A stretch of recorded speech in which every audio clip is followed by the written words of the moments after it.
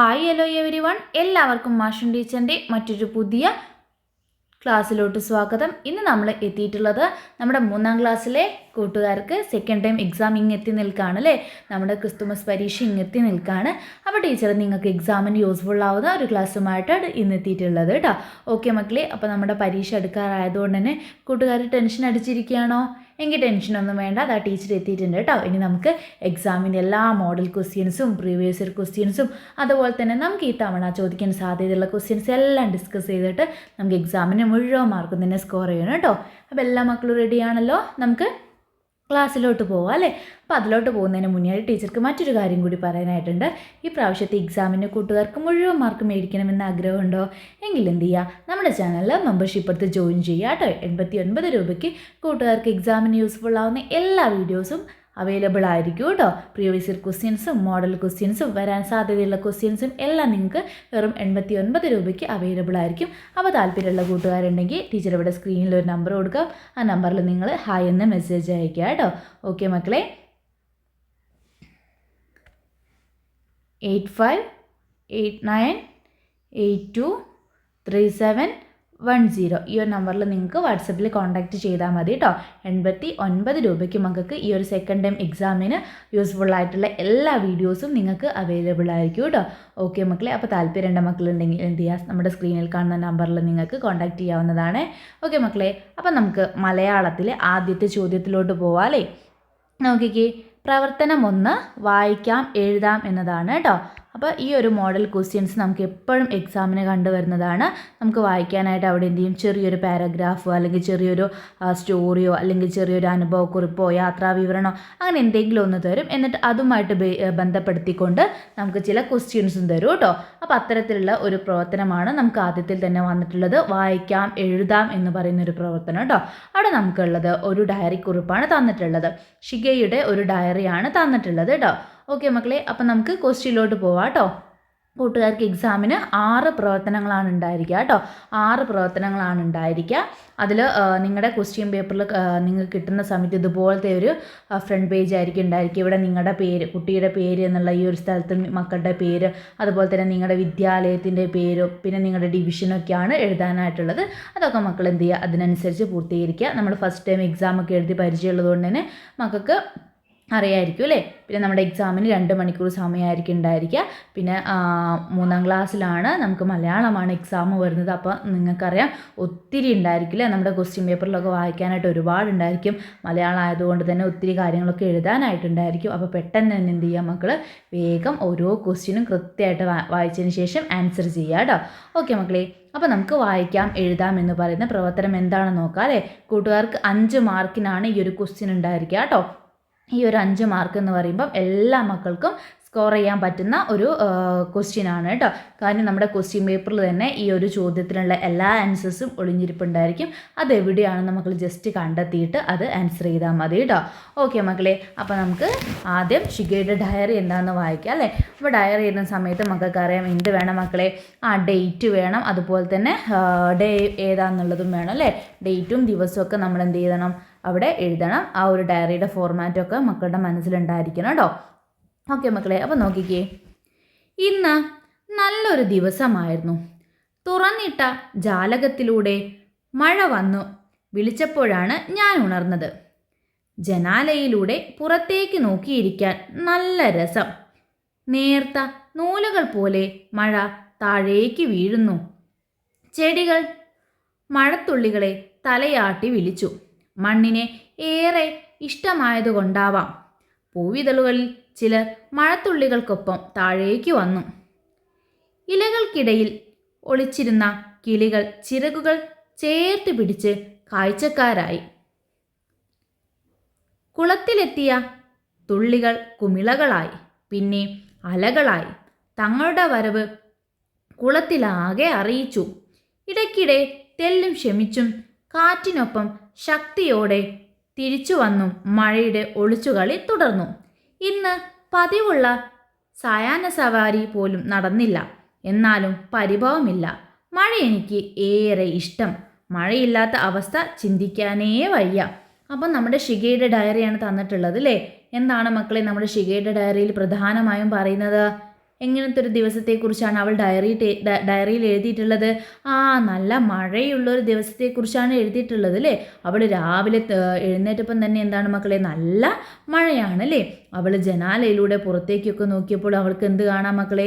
നല്ല നേർത്ത നൂല് പോലെ മഴ താഴേക്ക് വീഴുന്നത് കാണാം അല്ലേ. പിന്നെ എന്തൊക്കെ കാഴ്ചകൾ കണ്ടു എന്നാണ് പറയുന്നത്? ചെടികൾ മഴത്തുള്ളികളെ തലയാട്ടി വിളിക്കുന്നു പറഞ്ഞു. അതുപോലെ തന്നെ മണ്ണിനെ ഏറെ ഇഷ്ടമായതുകൊണ്ടായിരിക്കാം ചില പൂവിതളുകൾ എന്തായിട്ടുണ്ട്, മഴത്തുള്ളികൾക്കൊപ്പം താഴേക്ക് വീണിട്ടുണ്ട് അല്ലേ. അത് നമുക്കറിയാം, നമ്മളൊക്കെ മഴ പെയ്യുന്ന സമയത്ത് വീടുകളിൽ കാണുന്ന കാഴ്ചയാണ്. വലിയ ശക്തിയായ മഴയൊക്കെ പെയ്യുന്ന സമയത്ത് പൂവിലെ ഇതളുകളൊക്കെ കൊഴിഞ്ഞ് താഴെ വീണിട്ടുണ്ടായിരിക്കും അല്ലേ. അതാണ് അവിടെ പറയുന്നത് കേട്ടോ. പിന്നെ അതുപോലെ തന്നെ ഒത്തിരി കാഴ്ചകൾ അവൾ പറയുന്നുണ്ട് അല്ലേ. കുളത്തിലെത്തിയ തുള്ളികൾ പിന്നെ കുമിളകളായിട്ട് അത് അലകളായിട്ട് മാറി എന്നുള്ള കാര്യങ്ങളൊക്കെ അവൾ പറയുന്നുണ്ട് അല്ലേ. ഓക്കെ മക്കളെ, അപ്പോൾ അവൾ സ്ഥിരമായിട്ട് എന്ത് ചെയ്യാറുണ്ടായിരുന്നു? ഒരു സായാഹ്ന സവാരിക്ക് പോവാറുണ്ടായിരുന്നു അല്ലേ. പക്ഷേ മഴയായതുകൊണ്ട് ആ ദിവസം എന്ത് ചെയ്തില്ല, അതും നടന്നില്ല. പക്ഷെ അവൾക്ക് അതിൽ പരിഭവമുണ്ടോ? പരിഭവമൊന്നുമില്ല അല്ലേ. കാര്യം എന്താണ്? അവൾക്ക് മഴ ഏറെ ഇഷ്ടമാണ് അല്ലേ. പിന്നെ അവൾ മറ്റൊരു കാര്യം പറയുന്നുണ്ട്, മഴയില്ലാത്ത അവസ്ഥ ചിന്തിക്കാനേ വയ്യ എന്നുകൂടി പറയുന്നുണ്ട് അല്ലേ. ഓക്കെ മക്കളെ, അപ്പം ഇതാണ് നമ്മുടെ ഷിഗയുടെ ഡയറി കേട്ടോ. മക്കൾ എന്ത് ചെയ്യണം, നിങ്ങൾക്ക് ഇത്തരത്തിലുള്ളൊരു ക്വസ്റ്റ്യൻ വരുന്ന സമയത്ത് വായിക്കാനായിട്ട് തന്നിട്ടുള്ള ഈ ഡയറി കുറിപ്പാണെങ്കിലും കഥയാണെങ്കിലും അല്ലെങ്കിൽ എന്തെങ്കിലും അനുഭവക്കുറിപ്പാണെങ്കിലും ഒക്കെ എന്ത് ചെയ്യുക, ഒരു 2 തവണ എന്ത് ചെയ്യുക മക്കൾ, അത് മിനിമം വായിച്ചതിന് ശേഷം നിങ്ങളുടെ ചോദ്യത്തിലോട്ട് പോവുക കേട്ടോ. ഓക്കെ മക്കളെ, ഇനി ഏതെങ്കിലും കൂട്ടുകാർക്ക് സ്വയം വായിക്കണമെന്നുണ്ടെങ്കിൽ എന്ത് ചെയ്യുക, നമ്മുടെ വീഡിയോ പോസ്റ്റ് ചെയ്തതിന് ശേഷം പോസ്റ്റ് ചെയ്ത് വെച്ചതിന് ശേഷം മക്കൾ എന്ത് ചെയ്യുക, വായിക്കുക കേട്ടോ. ഓക്കെ മക്കളെ, നമ്മുടെ ഫസ്റ്റ് ക്വസ്റ്റ്യനിലോട്ട് പോകാല്ലേ. നോക്കിക്കേ, ഷിഗയുടെ ഡയറി വായിച്ചല്ലോ, ചുവടെ കൊടുത്തിട്ടുള്ള ചോദ്യങ്ങൾക്ക് ഉത്തരം എഴുതൂ എന്നാണ് പറഞ്ഞത് കേട്ടോ. ഓക്കെ, ഫസ്റ്റ് ക്വസ്റ്റ്യൻ ഇതാണ്. ഒന്നാമത്തെ ക്വസ്റ്റ്യൻ, ഷിഗയെ വിളിച്ചുണർത്തിയതാര്?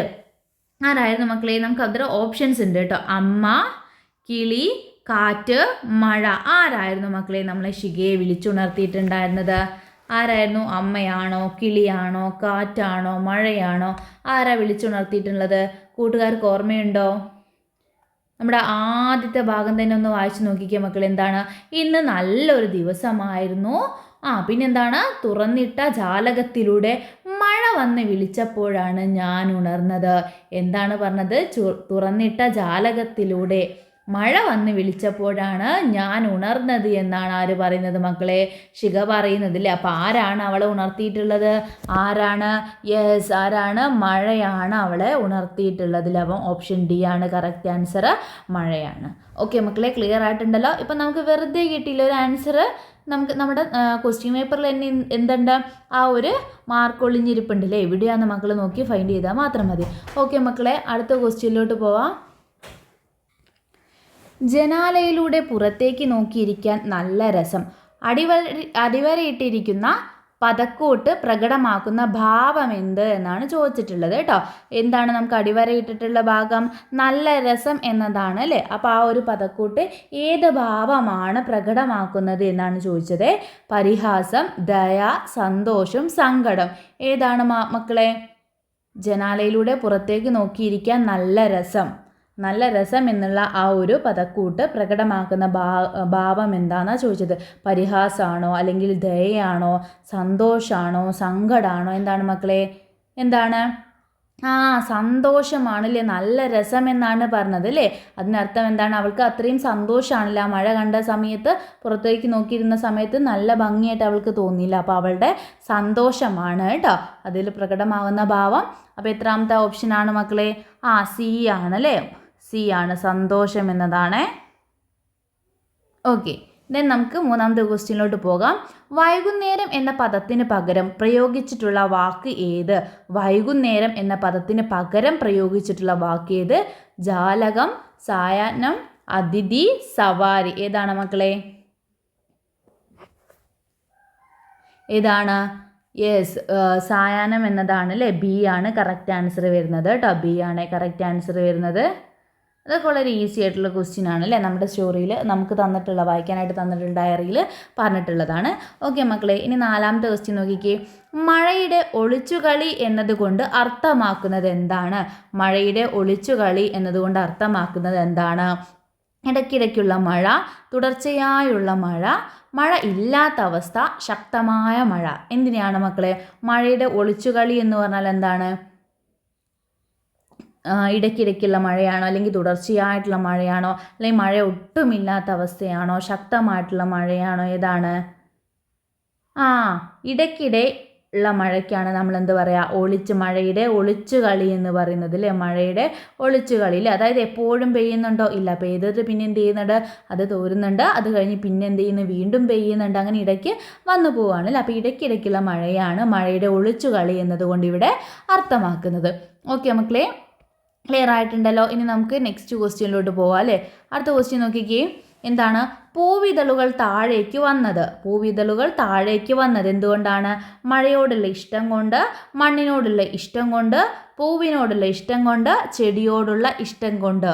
എന്തുകൊണ്ടാണ് മക്കളെ? അത് നമ്മുടെ വായിക്കാനായിട്ട് തന്നിട്ടുള്ള ആ ഒരു ഭാഗത്ത് പറയുന്നുണ്ട് അല്ലേ? എന്തുകൊണ്ടാണ് പൂവിതളുകൾ താഴേക്ക് വന്നത് എന്ന് നമുക്ക് പ്രത്യേകം അവിടെ നമുക്ക് വായിക്കാനായിട്ട് തന്നിട്ടുള്ള ആ ഡയറി കുറിപ്പിൽ പറയുന്നുണ്ട്.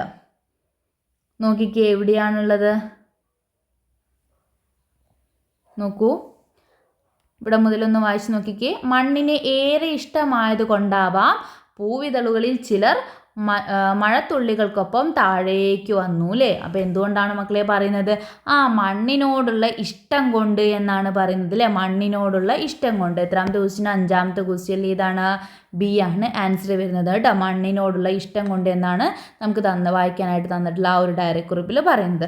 ഓക്കെ മക്കളെ, അപ്പം 5 മാർക്കാണ് നമുക്ക് ഈ 1ാമത്തെ പ്രവർത്തനത്തിൽ നിന്ന് സ്കോർ ചെയ്യാൻ പറ്റുന്നത് കേട്ടോ.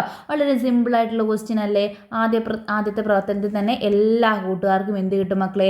എ ഗ്രേഡ് കിട്ടും. ഇങ്ങനെ എല്ലാ വിഷയത്തിനും എ ഗ്രേഡ് കിട്ടിയിട്ട് നമ്മുടെ സെക്കൻഡ് ടൈം എക്സാമിന് മുഴുവൻ മാർക്കും സ്കോർ ചെയ്യാനായിട്ട് നമ്മുടെ ചാനലിൽ മെമ്പർഷിപ്പ് എടുക്കാനായിട്ട് മറക്കണ്ട. 89 രൂപയ്ക്ക് മക്കൾക്ക് നിങ്ങളുടെ എക്സാം യൂസ്ഫുൾ ആവുന്ന എല്ലാ വീഡിയോസും അവൈലബിൾ ആയിരിക്കും കേട്ടോ.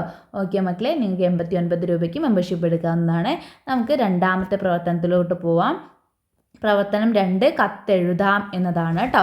2ാമത്തെ പ്രവർത്തനം കത്തെഴുതാം എന്നതാണ്. നോക്കിക്കേ മക്കളെ, ഇത്തവണ ക്രിസ്തുമസിന് ഷിഗയുടെ നാട്ടിലെ സൗഹൃദ ക്ലബിൻ്റെ ആഭിമുഖ്യത്തിൽ പുൽക്കൂട് നിർമ്മാണം, നക്ഷത്ര നിർമ്മാണം, ക്രിസ്തുമസ് കരോൾ, ചവിട്ടുനാടകം, മാർഗം കളി തുടങ്ങി നിരവധി പരിപാടികൾ സംഘടിപ്പിക്കുന്നുണ്ട്. പരിപാടികൾ കാണാനും ആഘോഷങ്ങളിൽ പങ്കെടുക്കാനും കൂട്ടുകാരിയായ ഫാത്തിമയെ ക്ഷണിച്ചുകൊണ്ട് ഒരു കത്തെഴുതൂ എന്നാണ് പറഞ്ഞിട്ടുള്ളത് കേട്ടോ. അപ്പം നമുക്ക് എന്താണ് മക്കളെ നെക്സ്റ്റ് ക്വസ്റ്റ്യൻ വരുന്നത്? കത്തെഴുതാനുള്ള പ്രവർത്തനമാണ് അല്ലേ? ഓക്കെ മക്കളെ, എന്താണ് ഇവിടെ നമുക്ക് കത്തെഴുതാനായിട്ട് എന്താണ് സിറ്റുവേഷൻ തന്നിട്ടുള്ളത്? നമ്മുടെ ഷിഗയുടെ നാട്ടിൽ എന്താണ് മക്കളെ? ക്രിസ്തുമസ് പരിപാടി നടക്കുകയാണ് അല്ലേ? ആരുടെ ആഭിമുഖ്യത്തിലാണ്? സൗഹൃദ ക്ലബിൻ്റെ ആഭിമുഖ്യത്തിൽ ക്രിസ്തുമസ് പരിപാടി നടത്താൻ തീരുമാനിച്ചിട്ടുണ്ട്. അപ്പോൾ ആ ഒരു പരിപാടിയുടെ ഭാഗമായിട്ട് പുൽക്കൂട് നിർമ്മാണം, അതുപോലെ തന്നെ നക്ഷത്ര നിർമ്മാണം, അതൊക്കെ നമുക്ക് തന്നിട്ടുണ്ട് കേട്ടോ. പുൽക്കൂട് നിർമ്മാണം, നക്ഷത്ര നിർമ്മാണം, ക്രിസ്തുമസ് കരോള്, ചവിട്ടുനാടകം, മാർഗം കളി എന്നിങ്ങനെ തുടങ്ങിയിട്ടുള്ള വിവിധ പരിപാടികളൊക്കെ സംഘടിപ്പിക്കുന്നുണ്ട്. അപ്പോൾ അവൾ വിചാരിക്കുകയാണ് ഈ ആഘോഷങ്ങളിലൊക്കെ പങ്കെടുക്കാനും അതുപോലെ തന്നെ അതെല്ലാം കാണാനും ഒക്കെ വേണ്ടിയിട്ട് അവളുടെ പ്രിയപ്പെട്ട കൂട്ടുകാരിയായിട്ടുള്ള ഫാത്തിമയെ ക്ഷണിക്കാമെന്നുള്ളത്.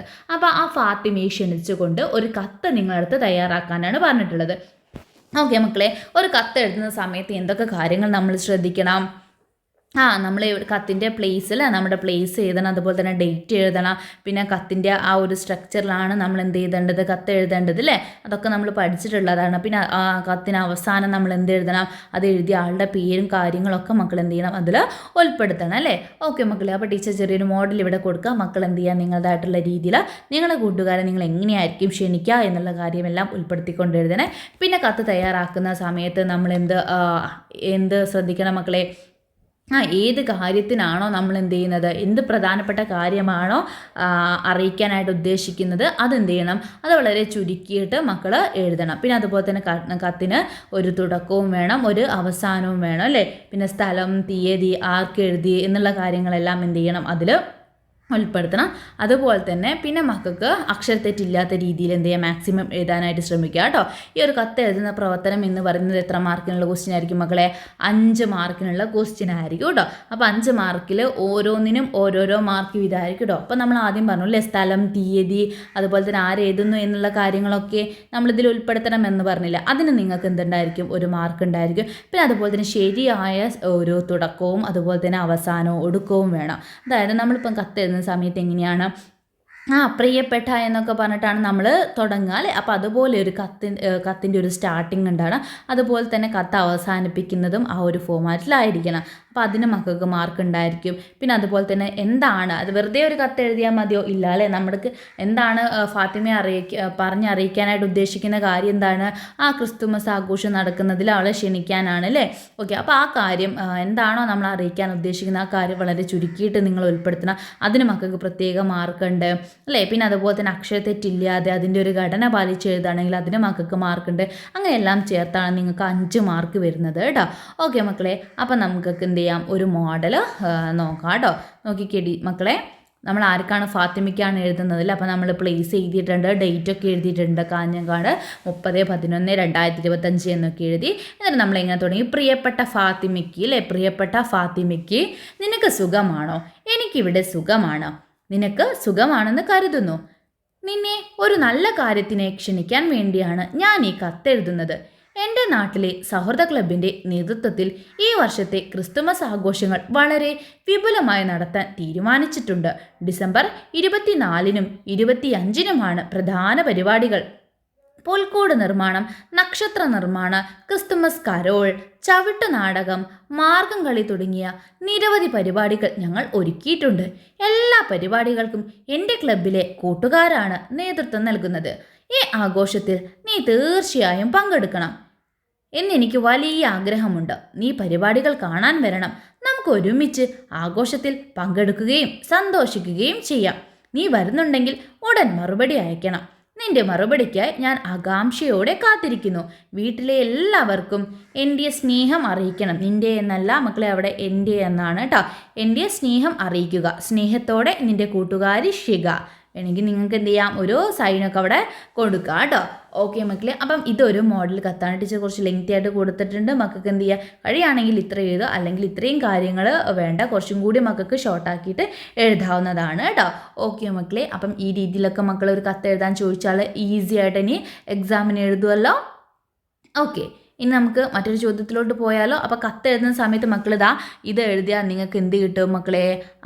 ഈ ഒരു ഭാഗം അല്ലേ, ഈ ഒരു ഭാഗം നിങ്ങൾ കത്ത് എഴുതുന്ന സമയത്ത് ഉള്ളിൽ കണ്ടൻറ്റ് എന്തോ ആയിക്കോട്ടെ, മക്കൾക്ക് ഇത്ര തോനെ എക്സ്പ്ലെയിൻ ചെയ്ത് എഴുതാൻ പറ്റുന്നില്ല എങ്കിലും കുഴപ്പമില്ല. ഇതുപോലെ ഡേറ്റ് എഴുതിയിട്ടുണ്ട്, പ്ലേസ് എഴുതിയിട്ടുണ്ട്, അതുപോലെ തന്നെ പ്രിയപ്പെട്ട ഫാത്തിമയ്ക്ക് എന്നൊക്കെ പറഞ്ഞിട്ട് കത്തിന് നല്ലൊരു സ്റ്റാർട്ടിംഗ് ഒക്കെ ഉണ്ടെങ്കിൽ നിങ്ങൾക്ക് എന്ത് കിട്ടും മക്കളെ?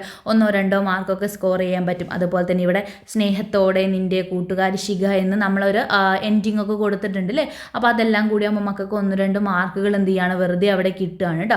ആ കാര്യങ്ങളൊക്കെ ശ്രദ്ധിക്കുക. ഉള്ളിലുള്ള കണ്ടൻറ്റ്, അതായത് മക്കൾ നന്നായിട്ട് എഴുതുന്ന കൂട്ടുകാരുടെ അടുത്തല്ല, ചില കൂട്ടുകാർക്ക് ചിലപ്പോൾ ചെറിയ പ്രയാസം ഉണ്ടായിരിക്കും അല്ലേ, ഇത്രയൊക്കെ തോന്നി എഴുതാനായിട്ട് ചില പ്രയാസമുള്ള കൂട്ടുകാരുണ്ടായിരിക്കും. അപ്പോൾ ആ മക്കളുടെ അടുത്താണ് പറയുന്നത്. ഈ കാര്യങ്ങളൊക്കെ ഒന്ന് ശ്രദ്ധിക്കുക കേട്ടോ. ഇതൊക്കെ ഒരുവിധം എല്ലാ മക്കൾക്കും എഴുതാൻ പറ്റുന്നതായിരിക്കും. അപ്പോൾ ഈ കാര്യങ്ങളൊക്കെ ഉണ്ടെങ്കിൽ തന്നെ മക്കൾക്ക് എന്ത് കിട്ടും, അതിനായിട്ട് പ്രത്യേക മാർക്ക് ഉണ്ടായിരിക്കും കേട്ടോ.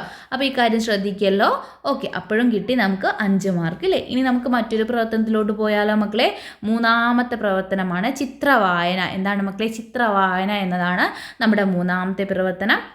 അപ്പോൾ അതിലോട്ട് പോകുന്നതിന് മുന്നേറ്റ് വീഡിയോ കണ്ടുകൊണ്ടിരിക്കുന്ന എല്ലാ മക്കളും എന്ത് ചെയ്യുക, പെട്ടെന്ന് തന്നെ നിങ്ങളുടെ പേരും നിങ്ങൾ പഠിക്കുന്ന സ്കൂളിൻ്റെ പേരും നമ്മുടെ കമൻറ്റ് ബോക്സ് പറയാം. അതോടൊപ്പം തന്നെ വീഡിയോ ഒന്ന് ലൈക്ക് ചെയ്തിട്ടില്ലെങ്കിൽ പെട്ടെന്ന് ലൈക്ക് ചെയ്ത് നമ്മുടെ ചാനൽ സബ്സ്ക്രൈബ് ചെയ്ത് സപ്പോർട്ട് ചെയ്യേണ്ട മറക്കല്ലേ. ഓക്കെ മക്കളെ, അപ്പം നോക്കിക്കേ, നമ്മുടെ ശിഖയുടെ വീട്ടിലേക്കുള്ള യാത്രയ്ക്കിടയിൽ ഫാത്തിമ കണ്ട ഒരു കാഴ്ചയാണ് ചൂടെയുള്ളത്.